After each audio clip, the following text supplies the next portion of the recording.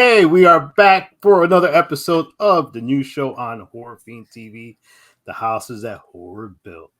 And joined with my co-host, author extraordinaire, read his books, Radar. How's it going, buddy? Pretty good, JR. Can't wait to talk about this one because this house is messed up, man. That's wow. I mean, it makes the house in freaking Texas Chainsaw Massacre look like a humble abode. Truly. Truly. If you don't know what we're going to talk about, I'll tell you what it is. It's a 2003 Rob Zombie film, The House of a Thousand Corpses. Howdy, folks. You like blood, violence, freaks of nature? The boogeyman is real. And you found him. And it stars Sherry Moon Zombie as Baby, the great late Sidhaig as Captain Spaulding, Bill Moseley as Otis B. Driftwood, and Karen Black as Mother Firefly. All right, if you haven't watched this film yet, it's a pretty good, simple synopsis. You have a group of friends who are traveling to find this Dr. Satan. And, well, after a flat in their car, was it on purpose? Was it an accident? You're going to have to watch. Well, they get the help of this weird, dysfunctional family, and they soon find out, well, things are about to go to hell. So, Radar, like when we finally get into the house of the Fireflies. I mean, it was first of all, it was the middle of nowhere, which is typical horror movie trope, but it kind of worked well in this film. But with it's a two-part question. Like, what did you think of the Firefly house? And in what room was your favorite scene? Ooh, okay. Wow, I didn't even think about like the rooms themselves because the house does have a particular vibe to it. Just being out there in the middle of nowhere, kind of like the Texas Chainsaw Massacre. Certainly took some inspiration from it, but it feels so grimy and dirty. And there's just this nasty quality to it where I don't want to look at it for too long. So maybe that's why I wasn't too focused on like the various rooms.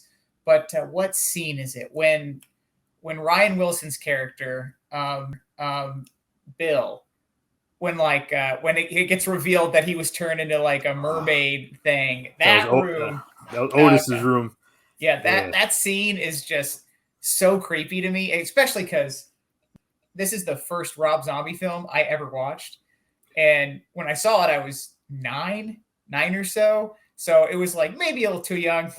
And that scene always stuck with me. And I kind of remember that layout of the room. It was kind of just like dirty and cluttered. And Bill is that like frozen in place mermaid kid. Just really freaked me out.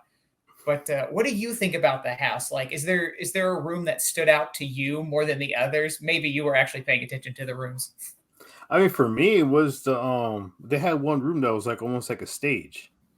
Right. Yeah. I remember. We had Grandpa telling jokes, and then you had Baby come out and do a performance that kind of set the tone of the night because remember she was dancing on Rain and his girlfriend busy get off him, push him off, and then Baby pulls out the knife, and after that, kind of everything gets set into motion. But yeah, it was kind of weird because here's a room that has a freaking stage, and I'm guessing it was their entertainment room. But it was just weird, man. When I saw that, I was like, "Oh, this is just fucked up. This is not going to go well.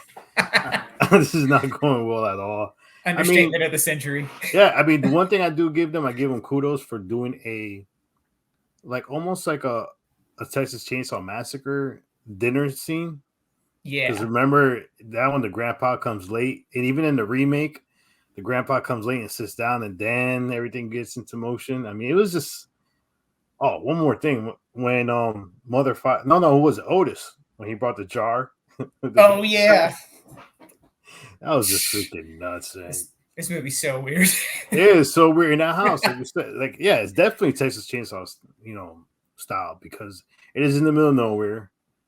I mean, just by the looks of it, it's a place you don't want to go. And the fact that as they're attempting to leave because they're told their car is ready, you got basically Otis Baker pertains to Scarecrow, and he jumps off, and oh man, yeah, that was freaking crazy, man. Oh man. So this family, they're the Firefly family. But this is Rob Zombie's first foray with the Firefly family. They come back 2 more times. But since they have their own franchise, where do you rank them among like the horror kind of families, or just in the annals of horror? I would. All right, so definitely. I mean, I don't think anybody tops the Texas Chainsaw Massacre family. They're just too great. They're the number one. Number 2, I would probably put the trio from Strangers.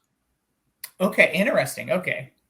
Because I put them 3 because I think it's, you don't know if they're family, you kind of take it at mother, wife, and daughter. But I'll probably put them 3 because they're, what a cast. I mean, what a crazy bunch. I mean, if you don't know by now, Sherry Moon is in every Rob Zombie film. Hey, if you got a hat wife, flaunt it. Oh yeah. I mean, and she definitely flaunts it, but like I liked her character out of all of them because her character was just that she would go from flirtatious and innocent to totally deranged. Like the scene when they're finally going to, I mean, we'll talk about it later about the Dr. Satan, when they finally go to the area where he's at and the girl runs in the bunny outfit and she chases after her. And then the whole time she stands in the, I mean, I'm sorry, when you're running and you stop in the cemetery, I mean, you're dead. You're going to die. I mean, just that, it can't get any more, obvious than that. But the fact that she stood there and then baby came and just totally, I mean, was toying with her because she was running around her. I mean, the baby character I like the most because it's in a lot of horror movies, it's the male that's always the crazy and deranged. But to see a female act that way and an attractive female, I mean, it's, she's hot. I mean, fair enough. It's true. Yeah, you don't, but yeah, I mean, definitely, her character was just, I like, I mean, what did you think of the family?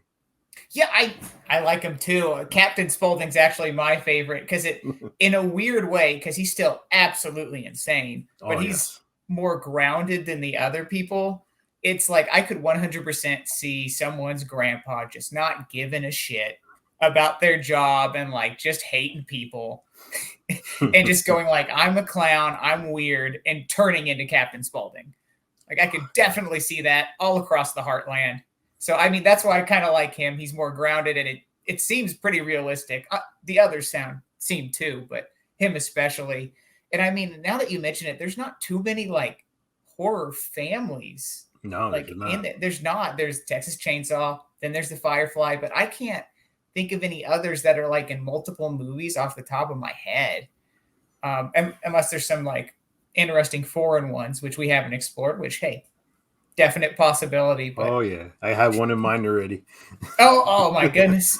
But yeah, I mean, they got to be in the top 3, which I know isn't saying much, but them, Texas Chainsaw, and the Strangers, they round out the big 3. No, definitely. Yeah, and what the funny thing about it is, like, going back to real quick to Captain Spaulding, the fact that his attraction was all serial killers. Yeah. And that was his ride, is all serial killers.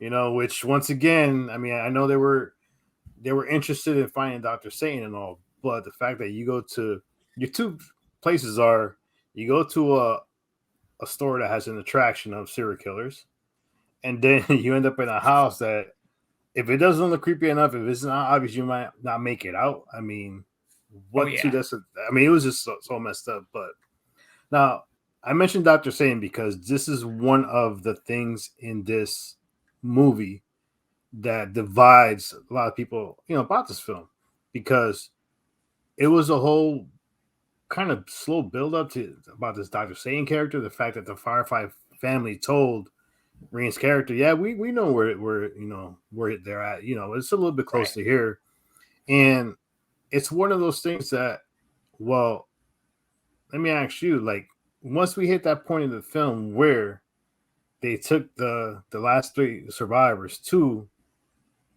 Dr. Satan's area, I mean, what did you think about from that point where we finally get Right. to see Dr. Satan till the end. It definitely like takes on a completely different shift in tone, and I can understand why it's decisive. I kind of enjoyed it because it again, when I saw it, I was pretty young and I was like, I need a kind of chase of pace because man, this is just like brutal. But it went from one form of brutality of like slow kind of torture, which really had me cringing, to just quick and brutal. And I mean, I'm for that, but I'm sure a lot of people were like, I am so pissed off about this. But what did you think? Were you on board with me, like with it being that a nice change of pace, or were you just not for it? Well, for me, it was kind of one of those things where I liked the vagueness of it because the whole time is Dr. Satan was in the background. Right. But when you finally saw him, the way he looked, you're like, all right, now this is going either paranormal or they're possessed of some shit, or just it just didn't make sense to me. Right. And it kind of like it felt like that could have been a movie on its own. The whole Dr. Satan thing. I mean, because you know we get the stories about him early in the movie in the beginning. And then to go at full circle and actually show him and the way he is, it kind of it didn't make sense to me. And I think it kind of took away from the Firefly family because they were the big villains of this film. But once you throw in Dr. Satan into the mix and that whole scene, and then the thing I'm thinking is like, all right, if they know this Dr. Satan, are they sacrificing people to him? Or if you're Dr. Satan, you have this basically army, that big dude. You know, why is that guy going out and killing people? It's just a lot of it. I think it just didn't. Yeah, it didn't make sense to me at all. It makes sense. Yeah, it does. Like I said, it was definitely different tonally, but it seems like Rob Zombie, because this was his first movie, right? Yes, it was. Okay, yeah. So it seems like Rob Zombie like had two good ideas, and he's like, but I don't want, what if I don't get another movie? And then he just smashed them together and was like, whatever, I'll fucking work with it. Yeah, definitely. I know. I agree because it's just like, because there's bits in the movies where you get these like quick flashbacks, right? And they're so flashbacks that hit you hard, and they're very like different color tones, different visual look to them. And then once it gets to that, there you're like, all right, so I don't get it. It's like I rewatched it 2 more times, but yeah, it's just even now I look at it, I was like, what were you thinking? And it's crazy because when he came out with Devil's Rejects, that movie's phenomenal. Yeah. I mean, it's way better than this one because there's no Dr. Satan, but yeah, it was just one of those things. It just threw me off, man, because I didn't understand. I didn't understand what was the point of actually showing Dr. Satan. Leave him in the background, because I feel like you could left yourself open to actually do a Dr. Satan film. Right. And I mean, wouldn't that be a lot better if I forgot the name of the final girl, but I mean, if she like falls down in this weird sort of catacomby place, and then it's the Fireflies just make it down. It's just them chasing after her. That just seems more on point, more on brand with the rest of the movie, as opposed to whatever the hell that big muscle dude was. And he spit that crap out. Like, are you dead? Are you like with you zombie? It was just too much craziness at the end to have that part of this movie, which you introduced a Firefly family. Stick with them. I mean, right. All right. And I do have to admit, not to knock on it, but Dr. Satan kind of sounds dumb. it does. Could have been something else, man. Definitely maybe a little bit better. It sounds like Rob Zombie came up with the idea in like his freshman year of high school. He's like, Dr. Satan is such a cool name. And then people kept telling him to just change it. He's just like, no. Yeah, almost like it's like, yeah, I need to create a franchise killer. I'm gonna do Dr. Satan. This Dr. Satan. Which again, he could have did that in a separate movie. I mean, how many people would rather have wanted to see a Dr. Satan film when he's actually in whatever hospital he was committing the atrocities he was committing? Then you would have had a better chance of interconnecting the movies if you were going to go that route. But yeah, the whole Dr. Satan thing kind of like, I don't know. That for me, that was a major lull in the film because I didn't want it. So quick question. I know this is not part of, I didn't put it here. I forgot to ask anyways. Just a little. All right. So quick question. What was your favorite kill in this movie? Oh, see, I think I have to refer back just because it was so impactful to Bill being turned into the mermaid boy, and it's such a weird kill too, that they're like, let's turn him into like a weird freak sideshow attraction. You don't see that in any other movie. It's so memorable. I mean, do you have one that you say tops it, or do you just have another one that you think is as good? No, I just think when Otis went crazy out, and let me go outside and take care of this, and he walks outside, kills the cop, and then the was it another guy that was with him, and then Yeah. and then Mother Firefly shoots the cop right in the head. I mean, Oh, the man. slow motion scene and her pulling the trigger. I mean, those two scenes were amazing, but look, I'm a fan of The Office. To see Rainn Wilson turn into a mermaid, it kind of hurt me a little bit because I like Dwight. But but no, that one was interesting. I did not see that coming at all. No, Because 9-year-old me definitely didn't see that one coming. Because Otis was an artist, and I guess he was going through this, what we refer to as writer's block. Maybe he had an art blockage. I don't know what it was, but he had no form of, like drive and motivation until poor Rainn comes in and he turns him into Fish Boy. Oh man. God.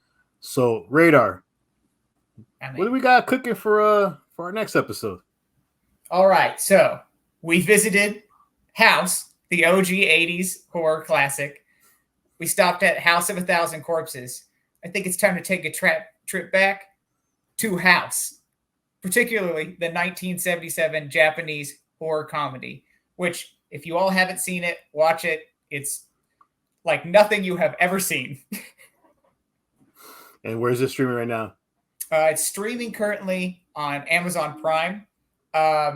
Last time I watched it, which was last year, it was on HBO Max, which I guess is just Max now, but it might be taken off of there. So fair warned. Yeah, I'll be honest, never seen it, never heard of it, but definitely interested to watch it. I love watching new horror stuff, that even old school stuff that I haven't watched. So, and it's a foreign film. I know you love those, JR. I love foreign films. I definitely love foreign films. Yeah, well, I guess this is it for this week. JR with Radar, Horror Fiend TV, The House is October built. See you next time. And let us know if there's a house that you want us to look into. Peace.